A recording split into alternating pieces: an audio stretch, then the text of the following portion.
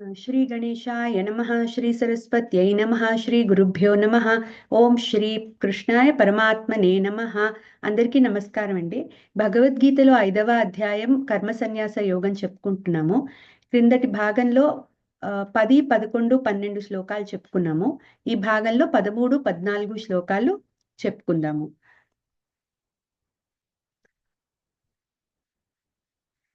10వ శ్లోకంలో పరిపూర్ణ జ్ఞాననిష్ట లేని కర్మయోగి కర్మలను నిష్కామంగా ఈశ్వరార్పణ బుద్ధితో, సమబుద్ధితో, ప్రసాద బుద్ధితో ఆచరించాలని చెప్పారు. 11వ శ్లోకంలో కర్మయోగులు చేసే కర్మలకు ఫలితం చిత్తశుద్ధే అని చెప్పారు. కర్మయోగము ద్వారా ఏర్పడిన చిత్తశుద్ధితో కర్మయోగులు క్రమంగా జ్ఞానము పొందడానికి సిద్ధమవుతారని చెప్పారు. ఇప్పుడు 13వ శ్లోకంలో ఒక జ్ఞాని అంటే జ్ఞాన విహితమైన సన్యాస ఆశ్రమములో సిద్ధిని పొందిన యోగి యొక్క తత్వము, వ్యవహార శైలి ఎలా ఉంటాయో చెప్తున్నారు. ముందు 13వ శ్లోకం తెలుసుకుందాము.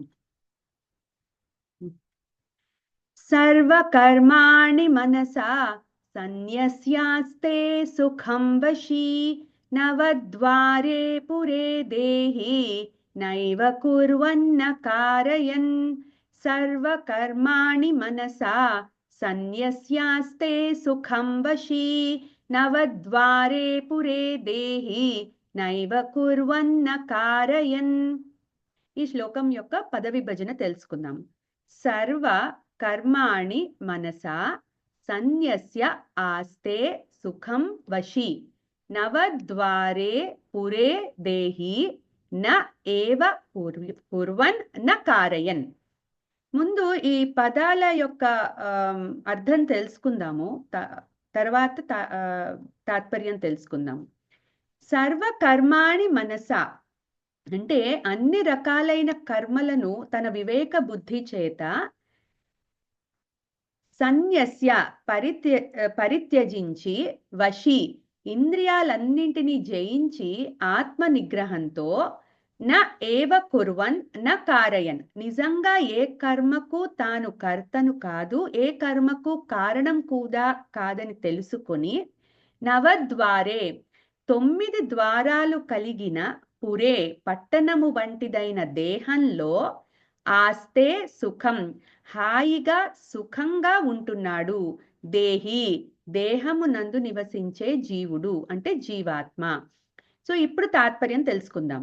ఒక జ్ఞాని తన వివేక బుద్ధి చేత సర్వ ఇంద్రియములను జయించి ఆత్మ నిగ్రహము కలవాడై సర్వ కర్మలను పరిత్యజించి తాను నివసించే దేహంలో హాయిగా సుఖంగా ఉంటాడు.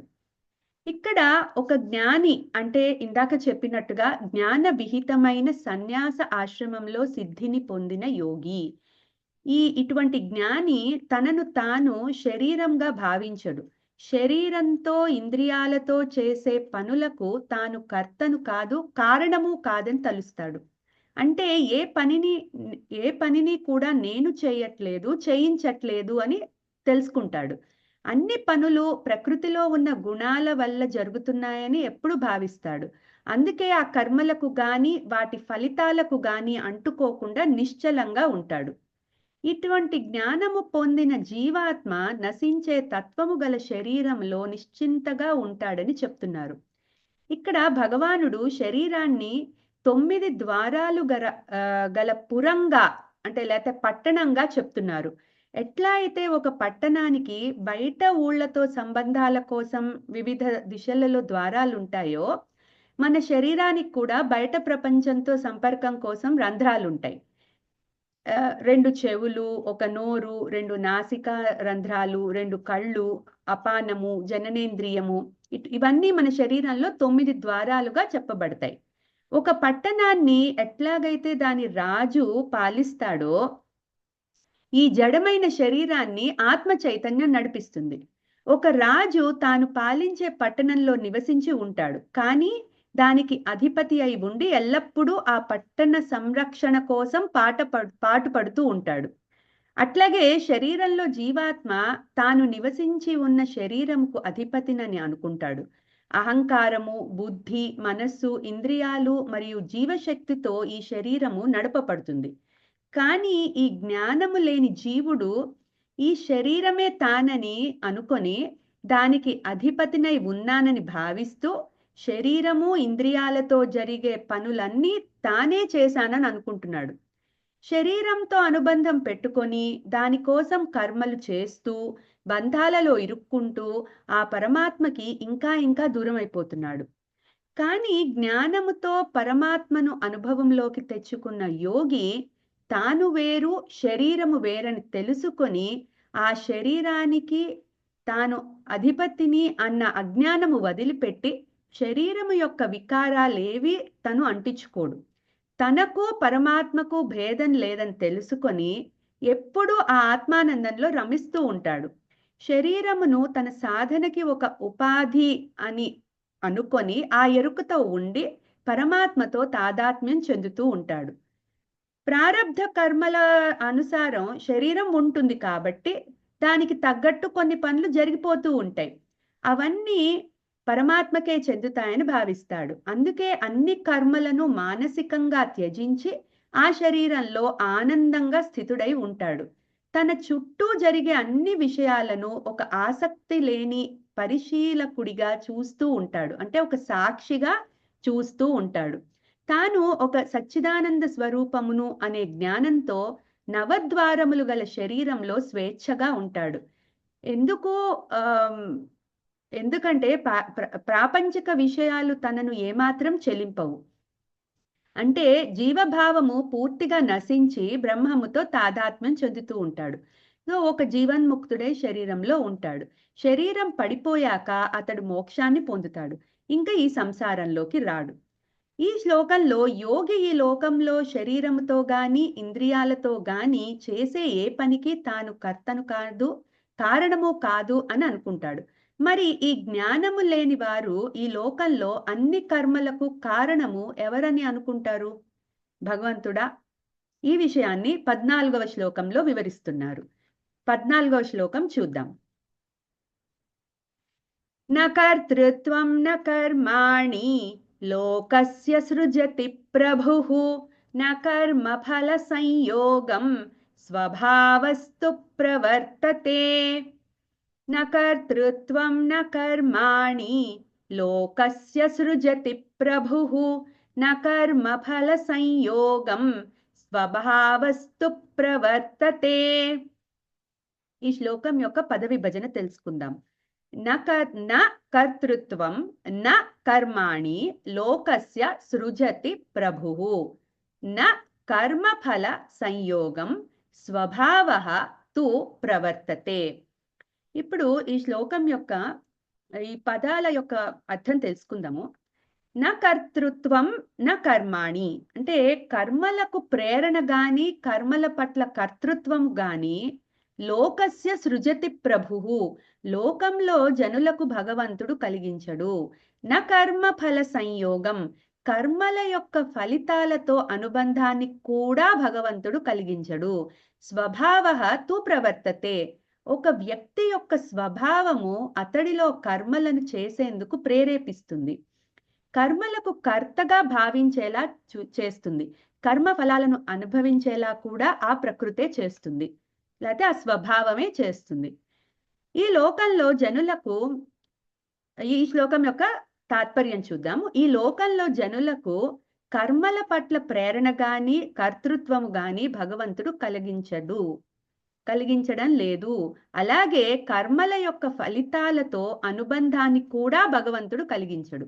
వారిలో ఉన్న అజ్ఞాన రూపమైన మాయాశక్తి ఇవన్నీ కలిగిస్తోందని భగవానుడు అర్జునుడితో చెప్తున్నారు. ఈ లోకంలో జనులకు మానవులకు ఈ లోకంలో మానవులు వారి ఇంద్రియాలతో మనస్సుతో ప్రపంచంలోని విషయాలను గ్రహిస్తారు. మనస్సు సంకల్ప వికల్పాలను చేస్తుంది. నిశ్చయాత్మకమైన బుద్ధి మనస్సులోని సంకల్పాలను బట్టి కర్మలను ప్రేరేపిస్తుంది. అయితే మనస్సే ఈ కర్మలకు కారణమా అంటే నిజానికి కాదు. ఎందుకంటే మనస్సు బుద్ధి రెండూ జడమైనవే. అవి ఆత్మ చైతన్యం వల్ల నడుస్తున్నాయి.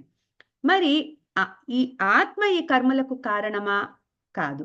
కానీ జీవుడికి ఆత్మ పరమాత్మ గురించిన తత్వజ్ఞానం లేని కారణంగా శరీరము ఇంద్రియాలే తన నిజస్వరూపం అనుకొని అన్ని కర్మలకు తానే కారణమని తలుస్తాడు. అట్లాగే కర్తను కూడా తానే అనుకుంటూ కర్మఫలాలను ఒక భోక్తగా అనుభవించేది కూడా తానే అనుకుంటాడు. అయితే ఈ కర్తృత్వ భోక్తృత్వ భావాలు జీవులకి ఎవరు కలిగిస్తున్నారు? భగవంతుడే ఈ భావాలను కలిగిస్తున్నాడని జీవులు అనుకుంటారు. అంటే అజ్ఞానంతో ఉన్న జీవులు, ఇది గుర్తుపెట్టుకోవాలి. కానీ భగవానుడు అట్లా కాదంటున్నారు. ఈ శ్లోకంలో భగవంతుడిని ప్రభువు అని సంబోధించారు. సమస్త సృష్టిని భగవంతుడు తనను ఆవరించుకుని ఉన్న మాయాశక్తితో నడిపిస్తున్నాడు. ఈ మాయాశక్తే ప్రకృతి అనబడుతుంది. దీనివల్లనే భగవంతుడు సృష్టికి సంబంధించి అన్ని పనులు చేస్తున్నట్టు కనిపించినా ఆయన దేనికి అంటుకోడు. ఈ మాయాశక్తి లేక ప్రకృతి నుంచి మనస్సు, అహంకారము, గుణాలు, పంచభూతాలు, పంచతన్మాత్రలు, పంచప్రాణాలు అన్నీ వస్తాయి. ఇలా జీవులు సృష్టింపబడ్డారు. వారిలో ఉన్న సత్వ రజ తమో గుణాల వల్ల స్వభావము ఏర్పడుతుంది.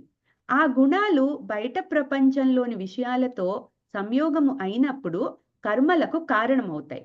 అందుకే స్వభావస్తు ప్రవర్తతే అని చెప్తున్నారు. అంటే వారి వారి స్వభావాన్ని బట్టి జీవులు ప్రవర్తిస్తారు. ఈ విషయం భగవానుడు 3వ అధ్యాయంలో గుణాగుణేషు వర్తంతే అనే పదప్రయోగంతో చెప్పారు. అంటే కర్మలకు కారణం వారి స్వభావము, గుణాలు. కానీ 3వ అధ్యాయంలో చెప్పిన అహంకార విమూఢాత్మ కర్తాహమితి మన్యతే ఒకసారి గుర్తు చేసుకుందాం. అంటే మానవుడు అజ్ఞాన రూపమైన అహంకారముతో అన్ని కర్మలకు తానే కారణము కర్త అనుకుంటున్నాడు. అట్లాగే కర్మఫలాలను కూడా తానే అనుభవిస్తున్నానని అనుకుంటున్నాడు. అందుకే మానవులు వారి సస్వరూపంను తెలుసుకొని అది పరమాత్మ తత్వముకు వేరు కాదు అనే జ్ఞానము పొందినప్పుడు కర్మలకు వాటి ఫలితాలకు అంటుకోకుండా కర్మలు చేయగలుగుతారు.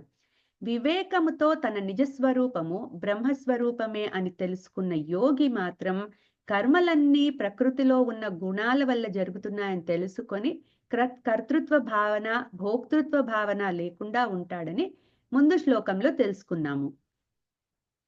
ఇంకా 15, 16వ శ్లోకాలు వచ్చే భాగంలో తెలుసుకుందాము. ఒకసారి ఈ 2 శ్లోకాలు చదువుకుని ఇవాల్టికి క్లోజ్ చేద్దాము.